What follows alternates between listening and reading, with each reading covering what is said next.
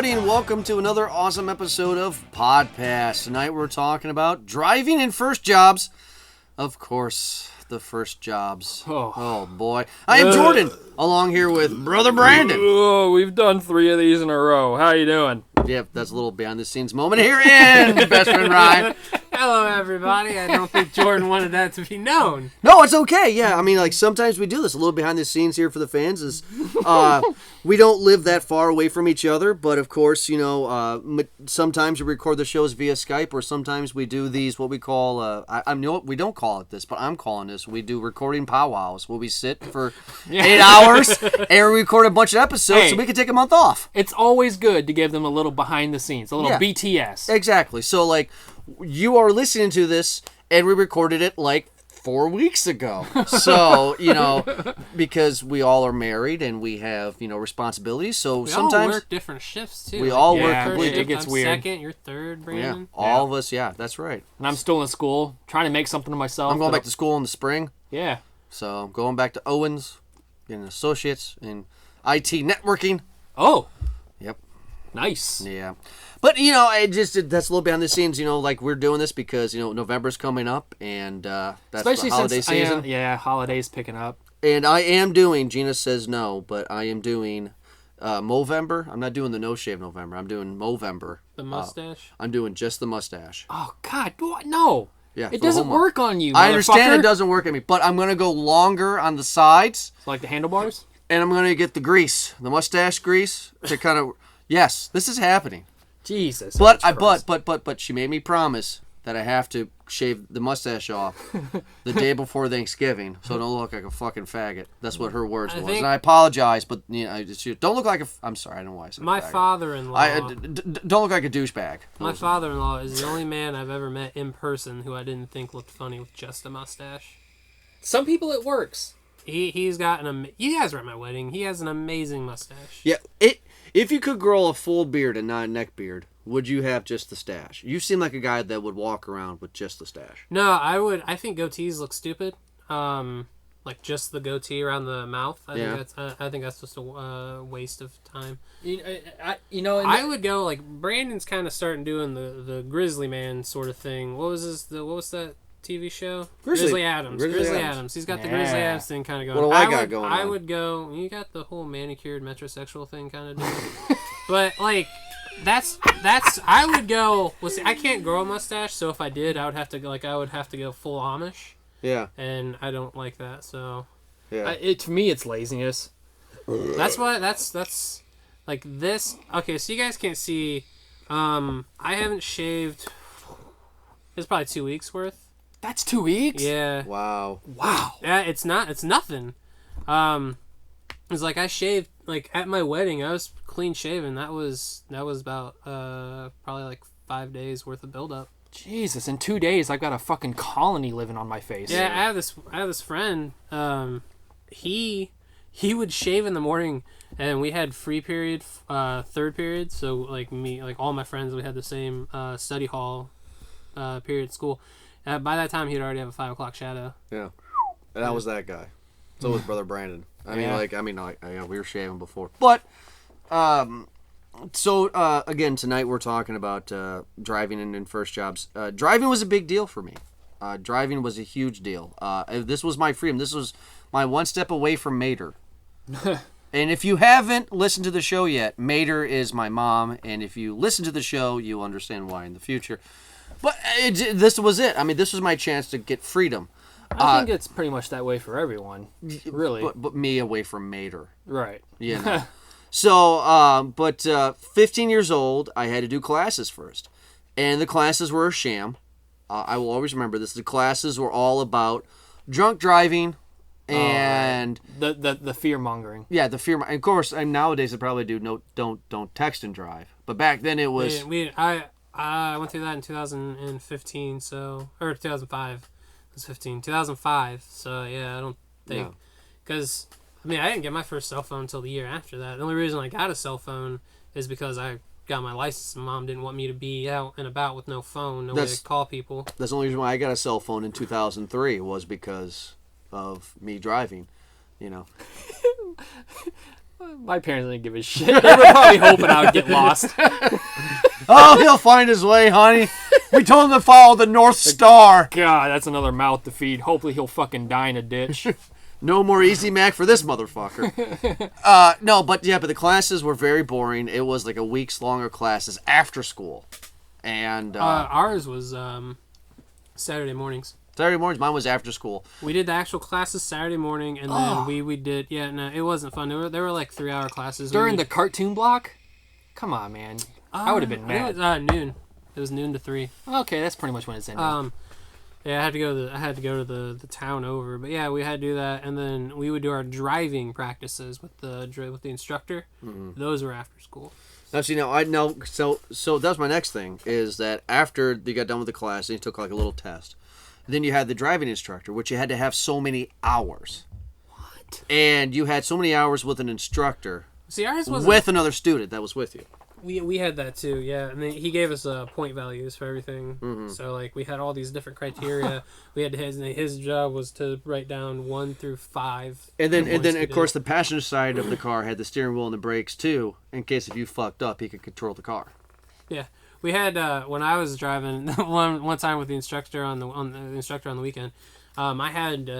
We had to drive the handicap car because the regular car broke down, and the handicap car just had like this little lever to use for the like it had a steering wheel, but it had this little lever for the old people that he had to something to do with old people in driving classes.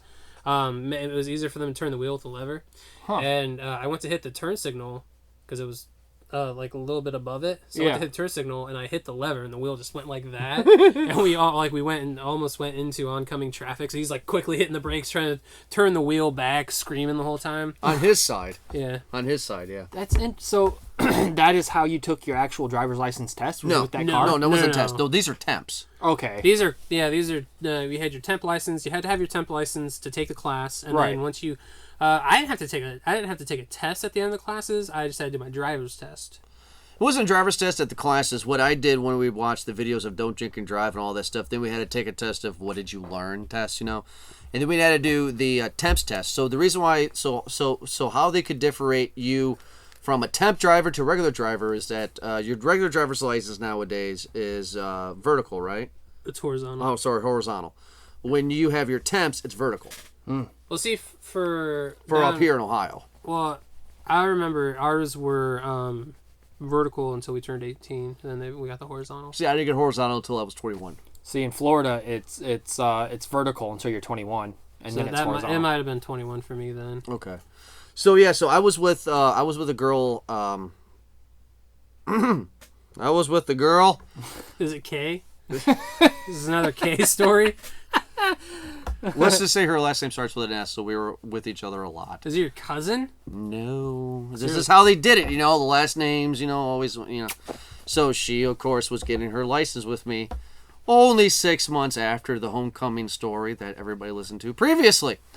So how this worked was that I'm in a car, I'm in a hatchback, and she's with me, Kay, and then this driving instructor, who was a woman that's an alcoholic and a smoker and just miserable with her life.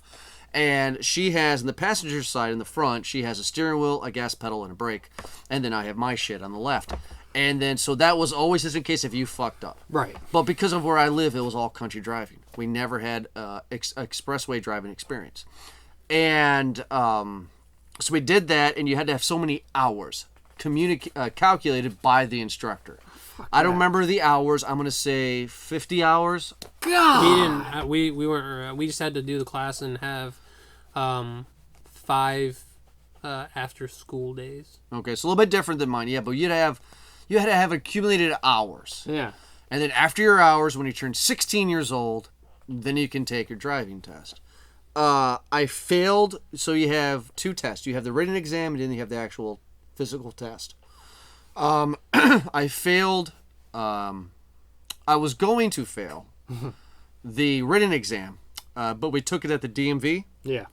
Well, Swanton being Swanton, and people knowing Mater, one of the police officers that was at the DMV that was kind of inspecting everybody while they did the test knew my mom, and my mom said, "Hey, he's not doing very good." So, true story, I swear on my daughter, the cop came up to me and goes, "Well, I'm taking the test on the computer." like it was a ABC thing. Right. Hey, your mom is teaching my child, so I'm gonna give the answers. Answer is A. What? B. Swear on my daughter. How would he Swear. have felt if, after you got your license, you ran over his daughter on accident? Right. Because you didn't know how to drive. Or any kind of vehicular manslaughter. Right. Because here's the thing, and this is just true with me when I was growing up in high school and stuff. I am a terrible written test, computer test taker. I'm just terrible at it. But I'm excellent at hands-on. I knew how to drive because in Wasion they had a maneuverability cones set up at the library for the public. Right. So every Sunday my grandfather and I would drive out there and he would teach me for 2 hours. I was very comfortable with driving. Right. It was just, oh my God, like I'm like one of the questions that is so obvious, but at 16 years old you want your damn license. One of the questions was, when is the road on the expressway the worst to drive in? Snow, rain, blah blah blah. You know what I mean? It's like so obvious, but it was like summer. You know? It's not even an answer. I know, but but then when I actually took the physical actual test, Yeah. I knew what I was doing. So I got my license at 16, and I got my freedom. I'm away from Mater. Yeah. And she says to me, so here are the rules. You have to have your cell phone on, and you have to show me your cell phone's on before you leave the house. You're only allowed to go to Wasion, which is a small city. Brandon knows, and you've been there a few times. Ryan knows. But that's just west. You can go anywhere east. You're not allowed to go to Holland, which was the city. Oh. Can't go to Spring Meadows. Can't go to Spring Meadows. That's the city. You're not allowed to go. That's where everything's at. Can't go. The only place I could go was Wasion Walmart. So after I got my... There's a Walmart in Spring Meadows, Mom. Where does the rules lie? The amount of traffic. So I went to the Walmart after I got my license in Wasion, and I bought the Chevelle CD, the band Chevelle. Oh, yeah. Which is the song The Red. Yeah. And I listened to it all the way home, jammed out to it. So within this year of driving, I wanted to bring this up. And for the people that listened to our previous episodes know of my douchey hairstyle. Yeah. They also will know that in 2001 to 2003, the coolest thing in the world happened at a boy at my age at that point. The Fast and fucking Furious. Oh, yeah. What happened? My first job, which we'll get into in a little bit in this episode. Who got the green neon lights underneath the car? This guy. Jordan did. Who got green neon lights inside the car, so when you get inside the car, the floor of the carpet of the inside of the car lights up neon green? Wow. This guy, Jesus. Why? who had two 14-inch subwoofers in the trunk of the car, this guy. And to complete it all, who had red tips? This guy. Had it all. It's interesting that you bring up Fast and Furious because now that I'm thinking about it, I told you this story before. I don't know if I told you, Ryan. There is a moment where I was at home by myself. Mom and Alex, I don't remember where they were gone pretty much all day, and it was just me and my twin sisters. I was looking after them, and I was watching Fast and Furious 3: Tokyo Drift. One of the best in the series, I think. So afterwards, I'm like, man, I just had the urge to just fucking spin out. I don't know why. So I got my mom's Grand Marquis. I don't know what actual model it was, but I know it was almost like a grandma car. It was red, you know what I mean, where you could fit fucking 8 people in there and they all can still spread out. That's the kind of car it was. So I got on it, I got in it, I pulled it out to the middle of our, because we had a kind of a big yard. Pulled into one end of the fence, and I was just like, and I just spun out. Oh, it felt good, and I was, and the car was drifting, and I was just made this huge rut in the yard. And I put the car back in place, and I was like, motherfuckers, they won't know a thing. You didn't know that he just totally just charred the fuck out of his yard. So then Mom and Alex come home. Alex, bring me with this truck, and all of a sudden, I'm outside playing with the girls, and all of a sudden, we see them pull in. Still, at this moment, I'm not thinking about anything. All of a sudden, the truck stops, and I hear Alex with the window down. What the fuck? And I'm like, was that Alex? And the girls, I mean, they always know that my twin sisters, whenever Alex got angry, 9 times out of 10 it was directed towards me, so they got excited because they were waiting for a show. So the moment they heard what the fuck, they were attentive, and I was like, why is he angry for? He's like, who the fuck spun out in my yard? And I'm just like, oh. The girls knew what I did because they watched me, and the first thing the girls did was like, Brandon spun out in Mom's car. Yeah, I was grounded for 3 weeks. Only 3 weeks. It would have been a year. I wanted to make this clear to go on that before we go to continue. My pimped out ride, the car was a 1988, and I started driving in 03. I remember it. You remember Ethel? Oh yeah, Ethel. Ethel, you named your car too? 1988 Oldsmobile Royal. And I pimped that fucker out. With green lights. With green lights on the outside and the inside. Subwoofers. And 14 subwoofers. And an amplifier. And one of those... Couldn't be more white if you tried. And one of those fancy CD players with the screen came out. You know? In your 88. That's in my incredible. 1988 I was gonna Royal. tell you about my brothers. They did sort of a similar thing, but they had Hondas, so it kind of worked. Like, worked with the world. Yeah. But nobody pimped out their Oldsmobile 88 Royal. Remember Ethel? Oh, I remember. We called her Ethel. Ethel. My car. I named my car Bertha. I had my first car until I was 24. 24? Yeah, I had it for 8 years before it finally crapped out on me. Ethel. My mom told me when I was older how much she bought Ethel for. And I'm like, wow, okay. She bought Ethel for less than $1,000. Nice. And that car still runs. Where is it? It is the neighbor's car next to my grandparents. They use it once in a while. Does it still have the green lights? I don't know, but it's 2017, and a 1988 Oldsmobile Royal is still fucking kicking. That's awesome. Oh my god, this thing did not have power windows, Oh yeah, I Didn't remember. have power Yeah, steering? manual windows. and it did not have air conditioning or heat. Like you couldn't. You remember this car? Oh yeah. You couldn't get heat, or you just didn't fix the heat. We didn't fix the heat. It was, but because I spent all my money on The green lights. neon lights and an Oldsmobile 88, and of course I go to school pimping. Yeah. You know, but My Like, first oh, there's Jordan with his frosted tips. and the subwoofers. My first car was my Uncle David gave me a truck, and it was a stick shift truck. It was a Ford something. I'm bad with cars. I'm terrible with cars. All I knew was like, oh, okay, I can drive to school. Whatever the fuck ever. It's a truck. yeah. But I do know it was a dual gas tank. So you had a reserve gas tank. That's a big truck. Yeah, it was. Oh, it was nasty. Diesel? Was it diesel car? No, it was Diesel gas. It was green, so I nicknamed it. Oh, well, everybody else nicknamed it the Hulk. So I just went with it. They were like, "Oh, there's Brandon driving the Hulk." This thing was massive. So to go off that, me and friends at the time, I won't name their names, but their first name starts with J and the other one starts with Z. So J and Z. That's gonna be a thing in PodPast, by the way. We're not gonna name their names, but the first name starts with an F. Continue. So we were driving around town, and we were driving in Z's truck first. It was just a little S10. And we drove by this thrift shop that had a huge mound of trash.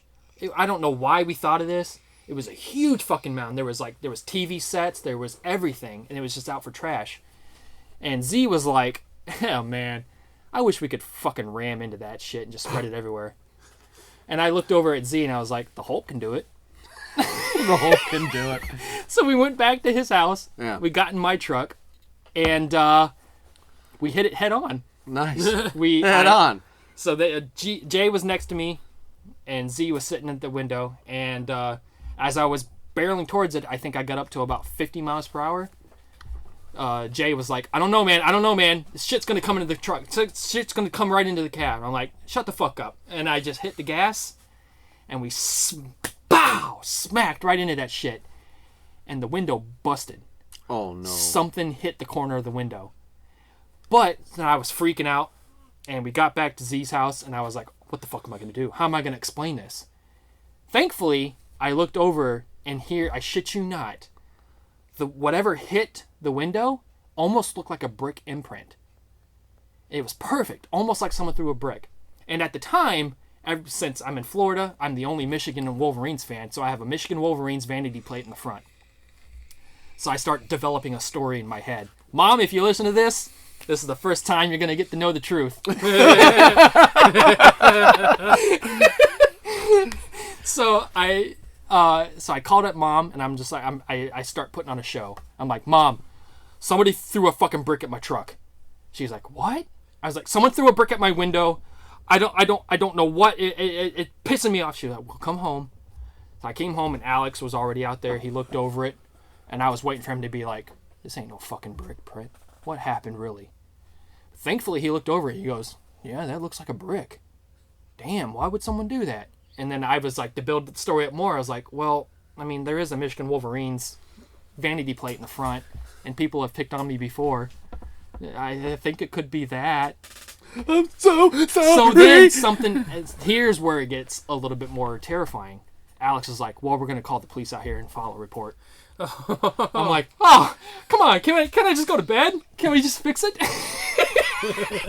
He brings a cop out. Oh, my God. The cop files a report. He's like, so a brick? Did you see who threw the brick? And I was like, no, I parked it at the grocery store. This is when your butthole gets puckered.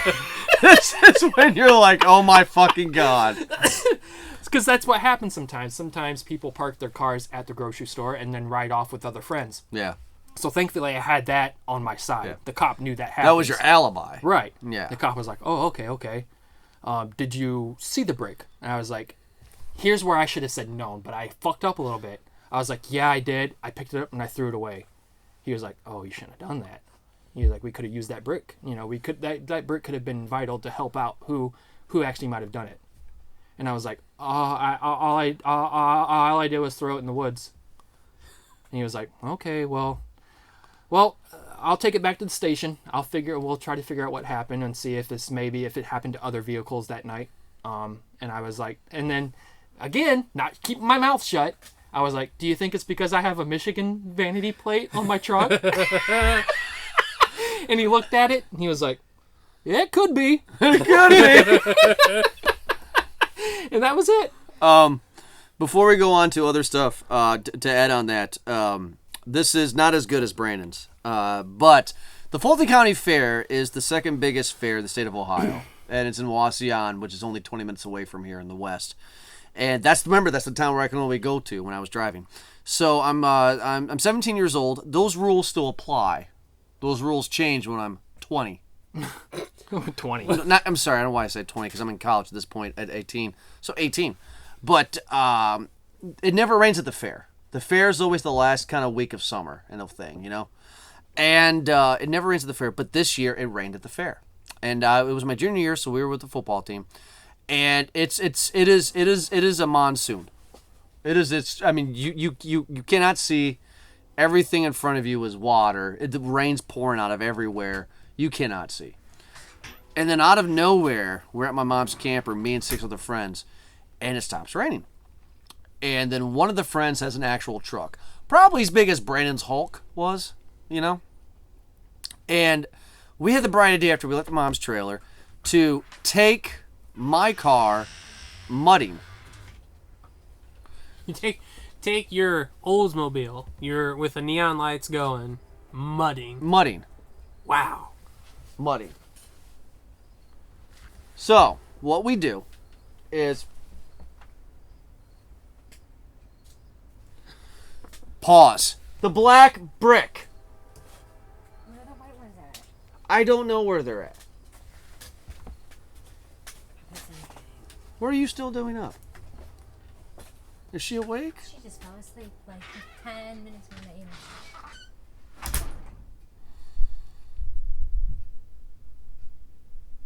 We're going to wait for a second here. Yeah, until Brando gets Yeah, we're going to wait for a second. I'm going to stand up real quick. Oh, my butt's starting to get numb. We can switch. This is very comfortable. Well, no, we want to keep the talking, how it's capturing the sound the same. And she's looking. She's pointing right at it. She's like, "What? The black brick? Where's all the white Chargers?" Gina came in and ruined the show for a second. So. Oh, we gotta start from the top, guys. Sorry. No, we just paused. Oh, okay. So, 3, 2, 1. So we're at the fair, and we decide that we want to go mudding, and I had the bright idea to say, let's take Ethel. Oh, God. So the guy who has the truck that's like Brandon's Hulk says, let's take Ethel mudding. So Brother Brandon's been at the fair. Yeah. That huge parking lot where everybody parks at. Yeah. That's where we decided to go mudding because nobody's there. Right. Ethel gets probably maybe not even a full yard. I have six guys in the fucking car, and we're jamming out to Ludacris. Move, bitch, get out the way. And I didn't tell you guys this, but the inside green neon lights on the floor pulsated to the bass of the music. God. So it was just pulsating, and all of a sudden it goes, we're like, move, bitch, get out the... Aww. And we're just like, oh, fuck, what do we do? What do we do? And the guy who was in my car who had his version of the Hulk truck said, fuck you, I'm going. All of them left me. No. All of them left me. They used you. They did. Then they were all giggling. And I don't have a cell phone. I'm like, what do I do? What do I do? You gotta call your mom. I have to walk. I have to leave Ethel and walk to her campsite to go, Mom! You know, essentially. And did you convince a story like? No, no, because that's the one thing about Mater that I still do to this day. You do not lie to Mater. If you lie to Mater, somehow she finds out that you're lying. So I told the truth. I said, we decided to go mudding in Ethel. Why'd you do that, Jordan? I thought it was a fun idea at the time. She was like, well, what happened? Well, she died as soon as we got in the mud. And she goes, how far are the tires buried? I said, well, you can't see tires anymore. It's past the tires. See, I would have been the complete opposite. I would have been like, fuck those motherfuckers, leaving me like that. I'm going to blame it on them. And then what I would have, here's how insane I was as a kid. I would have probably punched myself in the eye to be like, look what they did to me, Mom. They hit me, and then they took my car, and they went mudding. Well, here's the thing. That's how you fucking do it. That's how you do it. But then, of course, you know this is a small town, and Mater would have called those kids' parents. That's true. So to go on God damn, fuck your mom. Yeah. So very clever. So then again, I got my sweet revenge. So you have a story that I want to get at to very quickly here in a second, but you got in an accident after your license. But I want to tell you the night that you don't know about. Nobody knows about this, besides the people that were there. This is when I did get away with murder. There's no statute of limitations, Jordan. You sure you want to talk about this? Yes. But this is when I did get away from murder, and I got my sweet revenge. So I can say these guys' names on there. So there were 3 guys that I hung out with high school. Actually, all the way from our diapers and a couple of the guys I still drink beer with nowadays. You know, just to hang out once in a while. It's Matt, Derek, and Kyle. And we grew up since we were diapers age. And they were not with me during the mudding fiasco of 2003 with Ethel. So I wanted to get revenge on the guys that were there that, you know, that fucked me over. So we decided to go TPing. So we go to this guy's house, and his name is Jacob. I'm going to say his first name on this one because it doesn't matter. But we go to Jacob's house first. We have 5 guys we're going to hit this night. Right? We're up at my house all night because everybody stayed at my mom's house. Why did everybody stay at my mom's house with me? Because Mom always fed them. That's just the honest truth. And Mom would be at home. Yeah. We would come in, and Mom would go, who wants little Smokies? The small little fucking hot dog wiener things. Oh. And then we'd just smash on them, you know. And, so they loved my mom because they got free food. Right. And we're like, okay, we're going to go, and this is our list. This is our Kill Bill hit list. And we're going to TP all these motherfuckers because they left me in the middle of the Fulton County Fair. So we go to Jacob's house first. And Jacob's house is in the middle of the country. And I mean middle of the country. Yeah. That night we watched for the first time Jeepers Creepers before we went out. Oh. So driving to his house was pretty fucking scary. Which, side note, I don't mean to cut you off. Jeepers Creepers was filmed about 15, 20 miles from my hometown. Oh, nice. Yeah, in Dunellen. Dunellen is when it's where it's from. The back roads of Dunellen. Yeah. I thought it was Louisiana. So it's movie magic, folks. Movie magic. So we go to Jacob's house, and I will remember this stupidity. We are blaring, Move Bitch and other hip hop songs of the time. And we get close to the house and we turn off the neon lights from the outside and inside. We're in Ethel. We turn off the music. And it's a very dark night, but the moon is out. It's very, full moon. It's middle of summer. And this is my payback. And setting the mood. Yeah, me. So myself, Matt, Ryan, and Kyle. Myself, Matt, Derek, and Kyle. We went to Kroger before. We went out there. I gotta go back for a second. We went to Kroger, and a cop was there at Kroger, and we bought. I don't remember, but let's just say it was probably $30 worth of toilet paper. Yeah. And the cop was like, "What are you boys doing tonight?" And you guys would believe me because I'm a salesman in a way. I looked at the cops right in the face and I said, "We have explosive diarrhea. We just had Taco Bell." He goes, "All right, boys." So, we go out there. It's dark as hell. But then you got that backlight of the moon. And then we just got done watching Jeepers Creepers, and they're all fucking with me, hitting the side of the car saying, "It's the fucking creeper!" And we finally pull up to Jacob's house, and we start TPing the fuck out of it. And then all of a sudden, Jacob, for some reason, I'm a dumbass, our faces are painted black. We went blackface. You went blackface? We went blackface. We're in. That way, beautiful. That way, if they see us, they'll blame it on the black people. Blame the white of the eyes.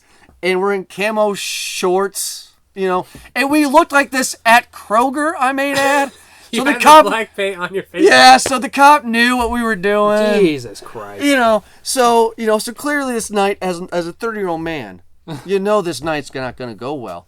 So all of a sudden, I decided to get the smart idea to bear crawl, not bear crawl, but belly crawl, army style, since I'm so in the mood right now of army style, to go up to his front window and start TPing around his front window, just to be a dumbass. Well, I go up to his front window, and this is 3:30 in the morning. Motherfucker is up playing fucking Madden. I'm just like, okay, what do I do? Okay, Jordan, you can just bear crawl back, get into your car, and you guys can jam out to Luda and just call it a night. Or you could really show how big your balls are. Really show it how big your balls are. So I decided to TP his windowsill. And clearly he's playing Madden with the sound off, I'm assuming, because he hears like the screech, screech noise, I'm assuming. All of a sudden, because the blinds were kind of half open, and all of a sudden the blinds open up and he looks at me. He goes, "You motherfucker!" So we run into the car.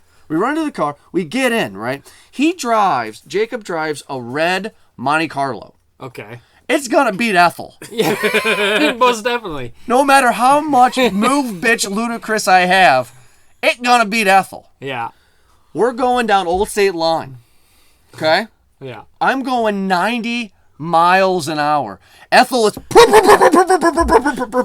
right? Steering wheel is going left and right. Jacob is on my ass in his Monte Carlo, right? I have the bright idea. Don't slam on the brakes and turn right at the stop sign. Don't worry about traffic that does not have to stop. Go through it, ram the ditch, and go through the cornfield and lose him in the cornfield. That was my plan. Damn. While we're listening to Evanescence. So bring me back to life. The track changed then. Yeah, track to Evanescence because it had a good bass line at the beginning. So it was like, brr, brr, made your dick hard. So that was my quick second. And I was like, okay, no, I gotta stop. And they're like, Jordan, go. He's on my ass. He's on your ass. So I was like, we're going through the cornfield. And I slammed. So you know where Old State Line is? Yeah. Where you have that one stop at Old State Line, right? Uh-huh. And then you got traffic that does not stop. But then you have your stop sign here going into it. And then in front of that stop sign is a fucking 6-foot ditch. Yeah. And then cornfield. I rammed that ditch with Ethel. You cleared it, though. Rammed it. Bottomed out in the middle of the cornfield. I'm dead in the cornfield. Ethel won't move. She's smoking, right? Jacob gets out of his car after we T-pooed. He goes, "Oh my God, are you guys okay?" We're like, yeah, we're fine. He goes, "Jordan, you motherfucker." I was like, "Please help me. Mom's going to kill me."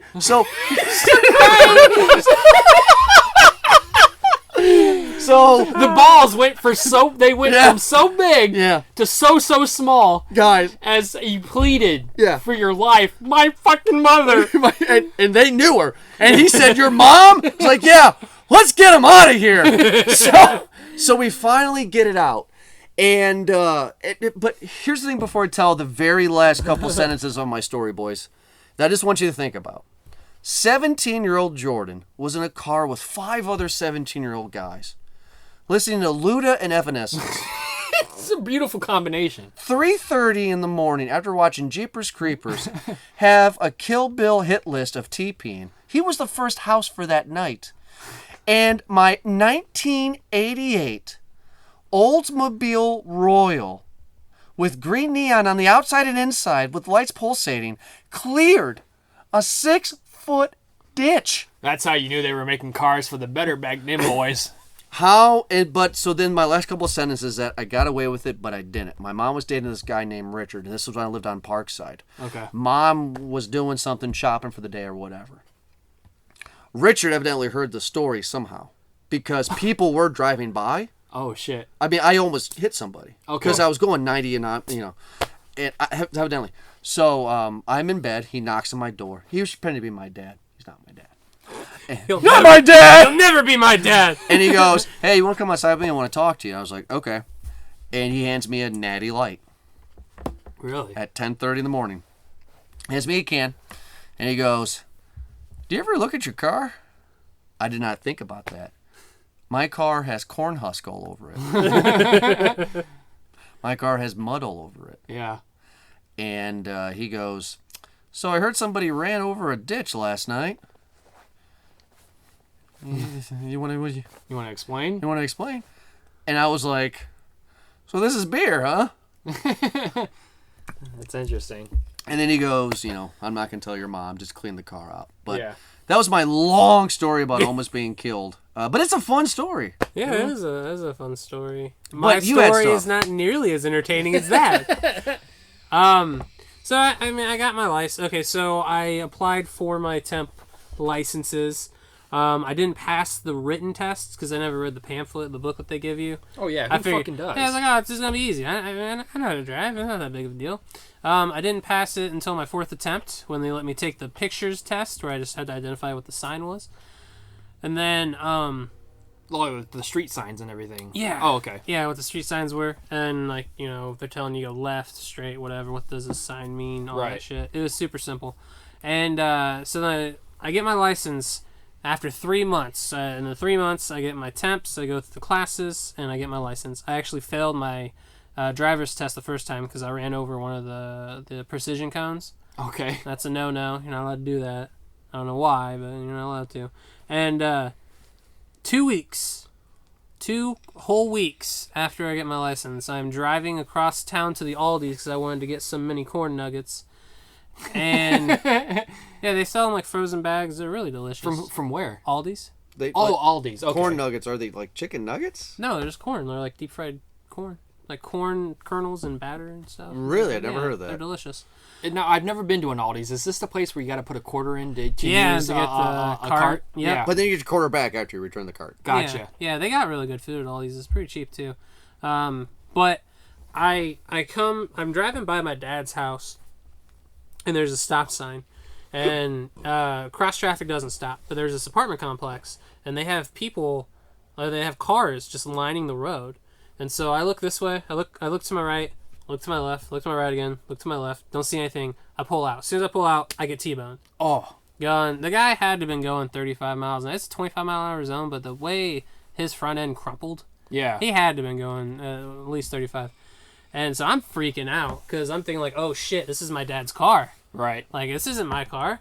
Well, and so I try to hop. Like my first instinct is to try to bash my way through the front door, but again, he T-boned me on the driver's side, so that whole part is caved in. So I'm sitting there trying to throw my entire weight into it. Nothing's happening. And I get out. I hop over into the back seat, and I go out the passenger side, and I run up to the house that's right there. I knock on the door. I'm going, hey, open up. I need the phone. And there's this old dude, probably in his mid-60s, just in his underwear and a robe. Oh. Answers the door. He's like, what's going on? I was like, car crash. I need the phone. And I call my mom. She tells me not to worry and all that stuff. But cops come, take pictures, everything. It's my fault. Because of failure to yield or failure to stop or whatever. But I'm freaking out because my dad, that was his car. Right. And he had two cars. His car, which he let me drive. Right. And his spare car, which he had taken away. Oh, so you had the main car. I had had the car. And so I'm freaking out, thinking he's gonna beat my ass and all this stuff. And my mom's like, don't worry about it. I'll talk to him. And so she talks to him, and he calls me later that day. He's like, I'm not mad about what happened. He's like, I'm just happy you're okay. And I'm like, damn, I feel real bad about that now. Right, that's the good dad parent. Yeah, that's good. I thought you were gonna beat my ass. I feel real bad now. He's like, yeah, but I do expect for you to pay to get it fixed. Right. So it ended up costing me about $900, paid over the course of a year. Whew. Oh yeah, but that's the car. I had that car, Bertha. Named her Bertha. Yeah. After I paid him off, he gave it to me. So that's the car I drove. I've named every car till it died in 2014. It was a '98 Pontiac Grand Prix GTP supercharged. That's why the Grand Prix always had duct tape. No, that's just because technically kind of. In college, I didn't have any money because I was a college student without a job, and so when the power windows went out, I just duct taped it. Nice. Yeah. Like the driver's side doors actually. This was the weird thing. So after I got T-boned, we had to get new doors, and the whole new center post thing that I don't know cars, but anyways, that all caved in. So we had to fix that whole side, and we got a door. This is a '98 car. We got a door from a 2000 Grand Prix and a '99 Grand Prix, and the windows. They're both power windows. The windows in those two doors from two different year models, the power windows went out at the exact same time. I thought that was fucking crazy. That is crazy. But yeah, that's my crash story. It's not as nearly as exciting as I'm driving 90 miles an hour, hopping a ditch because I'm trying to get away from a guy whose house I TP'd. Well, I just wanted some mini corn nuggets. Crash story as well. This is the one that actually I'm thankful for because the path I was going down was not great in high school. I was with the wrong crowd, and the wrong crowd, I mentioned them earlier, was J and Z. But we went to Jay, my friend Jay, his cousin's house. We went there, and that's where we went to go. We knew he always had beer. So Jay told Z and me, he was like, look, there's tons of beer. Let's go and let's just get fucked up. And I was like, you know what? And this was also the same weekend where I called my mom Friday after school, and I'm like, hey, Mom, can I go to a basketball game with Jay and Z? And Mom was like, no, come home. Just come home tonight. I was like, but Mom, come on.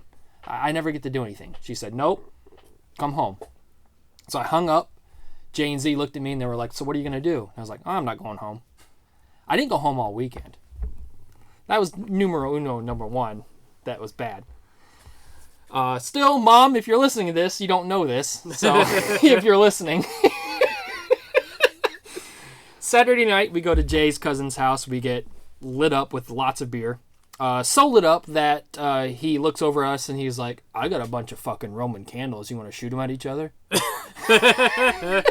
So we're like, yeah, why not? So we have a Roman candle fight. And then he's like, there's a stretch of road. It's called Spiller's Highway. And we're like, oh, yeah, we know Spillers. And he's like, let's do 100. No one's ever done 100 miles per hour on Spillers. And the reason why it's called Spillers is because the entire road, it's a connection between two state highways, but the entire road is nothing but turns. And a lot of deaths have happened. Lots. And he was like, no one's ever fucking done the entire thing at 100 miles per hour. Let's do it. And we were all like, fuck yeah, let's do it. After drinking? Yeah. Okay. I put down about almost 10. Everyone's almost killed almost a 12-pack on their own. Because his cousin is just an entire garage where they play beer pong, where they do parties. He had 4 fridges stacked with beer. So my Tuesday night. So it was almost like we had our own fridge to deal with. It was just a lot of beer. And the reason why this is so important to me is because this is also where I changed my attitude. Now, we get in this truck. He's driving. Z's up front. Me and Jay are in the back of the truck.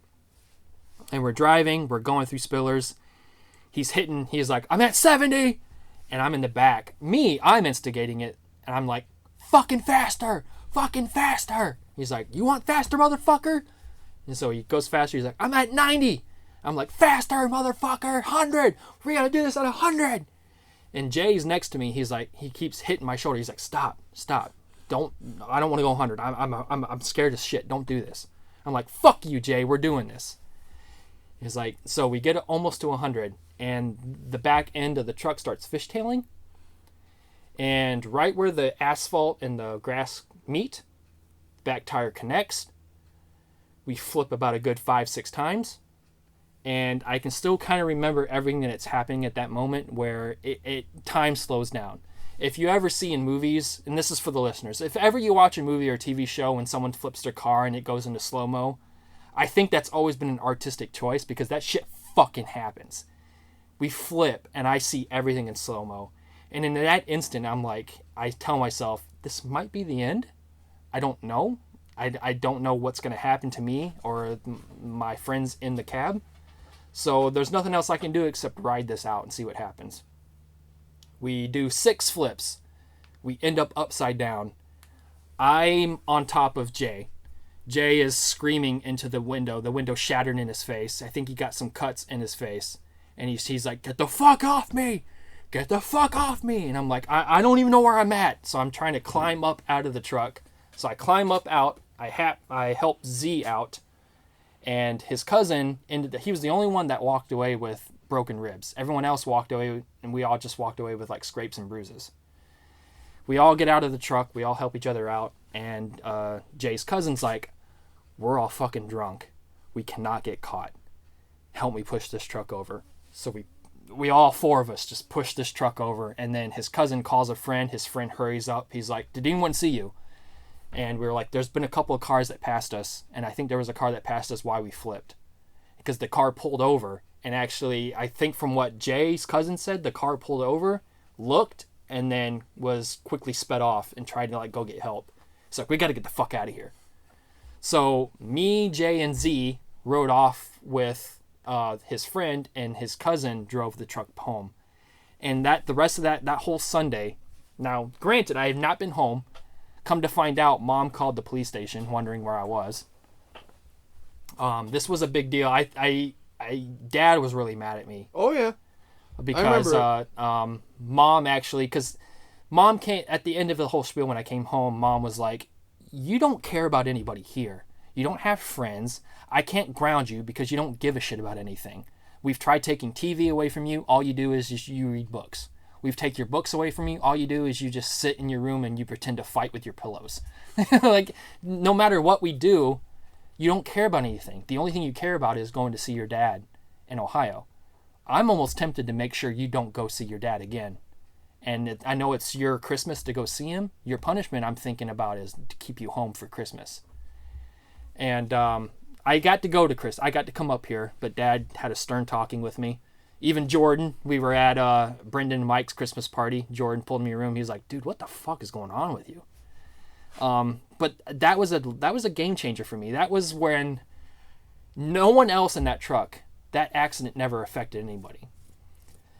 And I can remember I was afraid. I was scared to shit of what happened. And that next weekend, they wanted to go off and party again. And they're like, Brandon, let's go party, dude. Let's go do it. And I'm like, did you guys not experience the same accident I went through? They're like, oh, it was just a fluke. Shit happens. Shit happens. And I was like, no, I can't. Not for one, I'm grounded. I'm grounded probably for the rest of the fucking year. I'm threatened with not being able to see my dad and brother and everyone else and all my other family in Ohio. I just can't, guys. I'm sorry. They pretty much denied me. They disowned me that weekend.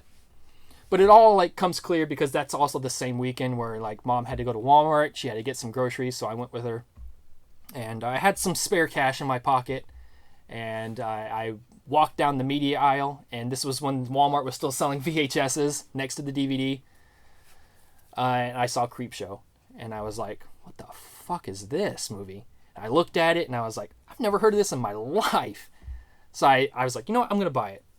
And it was almost like a guiding light. It was like, Brandon, before this whole freshman and sophomore year of just drinking, being a stupid fucking asshole, getting into shit you weren't supposed to do, before all of this, you loved to write. Writing was your passion.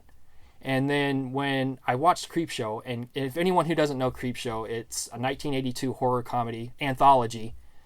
And it's horror and comedy and colors and grotesqueness. It's everything I've ever loved about writing in one movie. I remember that movie ending. I rewound it and watched it the same night a second time. And in that instance, I was like, this is what I should live for. Fuck drinking. Fuck being with people who think they're my friends. And fuck this whole scene. This is who I am. And in that moment on is when I changed my whole attitude. I went from a 2.2 GPA and I graduated with a 3.7.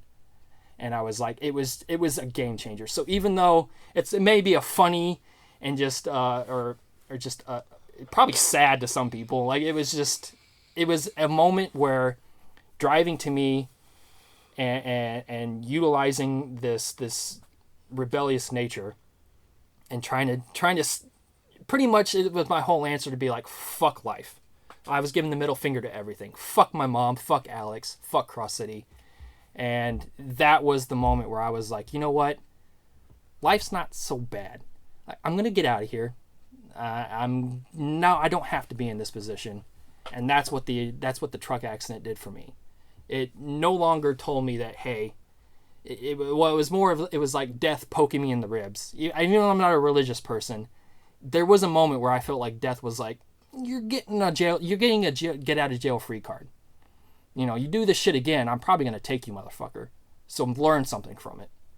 And I don't know. That was a moment that's probably the biggest life-changing moment for me ever in my life. And that's my car accident story. So, on that note, I once cleaned diarrhea from the bathroom floor of a truck stop. Well, there's one other story I wanted to tell. Another topic, I guess. Traffic stops. You guys ever had any strange or nerve-wracking interactions with police officers? Oh, yeah. It was 2009, and I'm dating Gina, our first year of dating. And I'm driving Ruby, the red car, if you remember that red Saturn that I had. Yeah. Yep. That was my second car. Ruby Red. Ruby Red. My the 200 is High Hole Silver, it reference. And my black car is Black Beauty. But I've had a perfect record. And I was 2009, so I was what? 22, 20, something like that. And Gina lived in Maumee and I lived in Swanton. And I always went the turnpike, and because it was just faster and quicker. And I go there to get my dick wet. And I come back home. And it's like 2 o'clock in the morning. Not a funny story or anything like that, but I'm coming home. The speed limit of the turnpike is 70. And I'm going 75. I'm going 70. You know, kind of pulls me over. Sheriff, young guy, 30 at that time, so my age now.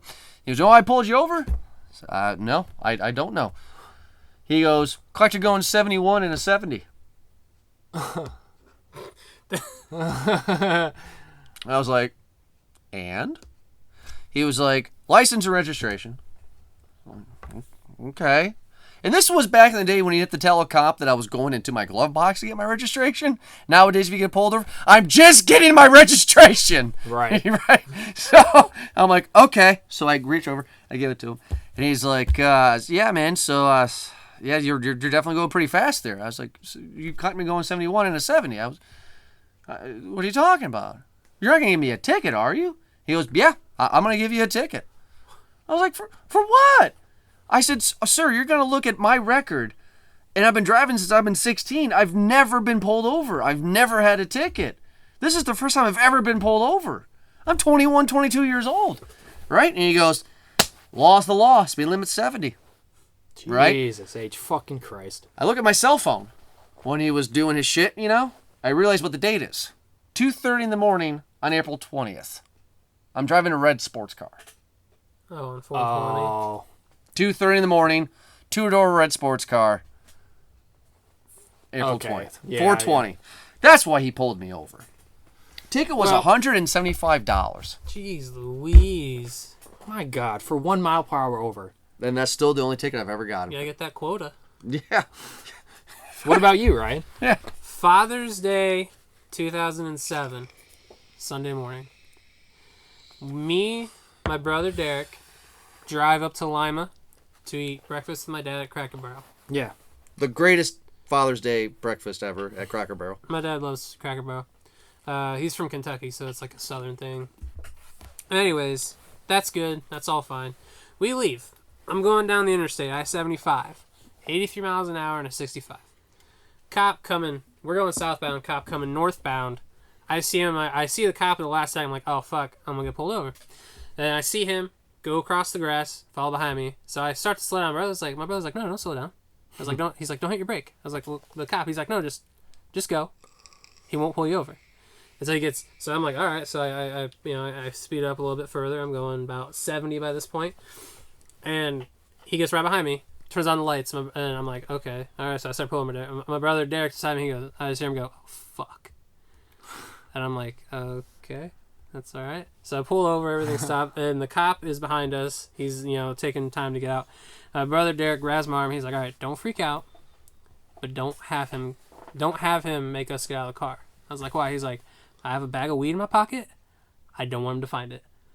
And at this point, I'm 17, never been in trouble with the law before. I'm like, fuck, I'm going to get arrested. This is amazing. All right. This is not how I planned my Sunday to go, but... I'm going to get arrested. This is how this is also the age where you don't really understand how you can still talk to a cop yet, either. This is the first time I've ever been pulled over.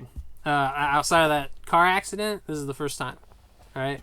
And so I'm like freaking out inside, and I'm trying to act cool, trying to act calm, and I'm like, lights, everything. It's fine. He gives me a warning, tells me, to slow down. You're young, all this stuff. And so the cop goes away, and I exhale, and my brother Derek's just laughing his ass off. I was like, how is that funny? He's like, I don't have any weed.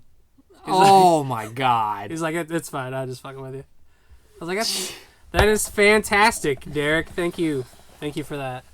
Well, to go to our last segment here of the show, we were talking about possibly doing our first jobs, and to go on that story, that's why I said I once shoveled diarrhea shit off of a bathroom floor, because my mom, even though bought me the old '88 Royal Ethel, I had to pay the insurance, so I had to get a job.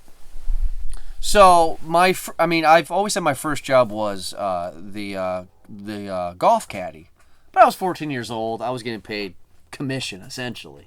You know what I mean? So I got a job, and they don't exist anymore now. They got rid of them here in town. But there was truck stops. Regular old school truck stops that you would stop on the turnpike. Yeah, Wapak has one. So there was two of them, one on each side. So I worked on the side that was on the side of the town that I live at. And they said, you're going to be maintenance.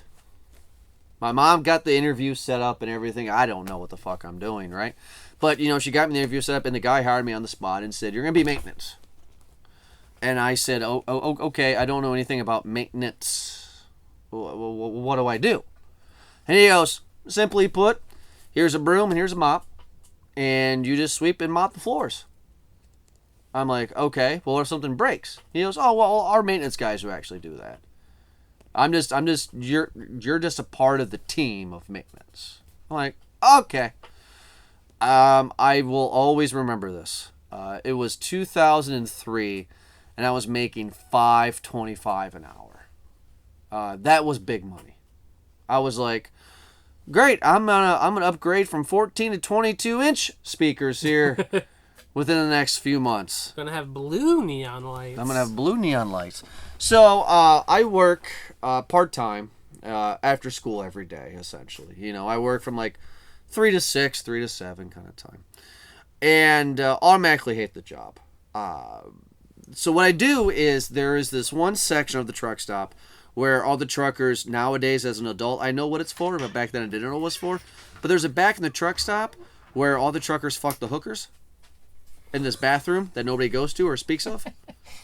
So that's where I went for 2 hours a day of my shift to pretend to shit on the toilet. I just read magazines.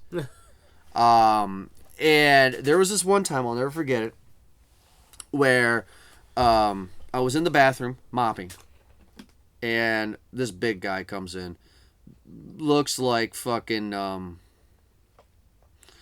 it sounds terrible, I'm not trying to be, but he looked like the big, tall, black guy that just died a few years ago. Michael Clark Duncan. Thank you, Michael Clark Duncan. He looked like Michael Clark Duncan, the white version. Okay. This guy's huge. And I'm in the stalls mopping. He looks at me, and he goes, "Boy, you might as well stay in here for a while." Stay in here? I'm like, okay. So I'm just mopping the floors. And he gets into the stall. And, the comedic pulls down the pants, and you can see below, his pants go down. Because I'm outside the stall mopping. This isn't and like goes, a sexual no. I was molested in a And he truck goes, stop story, and he goes inside the stall to take a shit. Okay. And then, you got which doesn't make any sense, but the door doesn't go all the way down so you can see their feet. Yeah. So I'm standing there mopping, and and there's his pants going down, and I'm kind of giggling, like, hee, right? And he goes, "Boy, you out there?" I'll never forget this. He's talking to you? Yeah, he goes, "Boy, you out there?" Jesus. I'm not saying a fucking thing. I'm just like, and he goes, "All right, I'm just making sure." I'm just like, all of a sudden, I hear this. All right. So yes, it sounds awesome. It sounds this guy had a great time. This guy's a trucker. He flushes. I'm going to say that one more time. He flushes. Okay. You can't make this up. He walks out of the stall and he goes, "Left a present in there for you. Have a good day, boy." And he leaves. I go into the stall to clean. He purposely missed the toilet and shat in the middle of the stall floor. Diarrhea on the floor. It looked like a melted Reese's chocolate thing. And I went to my boss and I was like, I this is the story. I ain't cleaning this. And he goes, "You kind of have to. It's your job." So it was either that man-boy moment of your life. It was, do I be a boy and just do what I'm told, and just clean up this guy's diarrhea because he's just a dickhead trucker who was fucking with the 16-year-old kid? Or am I going to be a man, So I decided to do the man part. And I threw the mop at the cook while he was cooking. And I said, "I ain't doing this." And the boss comes in more, and he's like, "What are you doing?" "I ain't doing this. I'm not cleaning this up." And turned to find out, they did not fire me, and I did not quit. Turned to find out that this guy was not a trucker. This guy was the brother of the manager, and they do this as a prank to all their new hires. Is this the shutdown truck stop now on Schaefer? The one that's out in the country out there? Yeah. Yeah. They do this to all new hires to see what their reactions would be for fun. So I asked him what it was, and it was melted Reese's, Milky Ways, all that stuff in a plastic baggie, and he just dropped it. And he took it out of the bag and just and Jeez. I literally thought it was shit. I quit the next day. I was like, fuck this shit. But that was my first job to pay for it, because like I said, I wanted to get those 22-inch speakers instead of the 14-inch. But anyway, I think we've gone on long enough, guys. We've gone on with some interesting fucking stories. This has been the most deepest episode of PodPast I think we've ever done. So, but we wanted to take this time to say thank you so much, friends, for listening to our episodes here at PodPast. You can find us at movieguyspodcast.com, on Twitter at movieguyspod, on iTunes, Movie Guys Podcast. Search for us and you will find PodPast Presents, and also at Movie Guys Podcast at podbean.com. And Brother Brandon has something he wants to plug real quick. Yeah, I've got 2 shows. Don't Bend the Page, Late Night Rentals. Listen to it. You find it on Podbean and shit. There's a Patreon. I don't know. Donate money or don't. I don't give a shit. But they're there. Brother Brandon's drunk. They're there. So, thank you so much, guys, for this episode, and we'll talk to everybody next Wednesday for another fun episode. Take care. Have a good night. Night, everybody.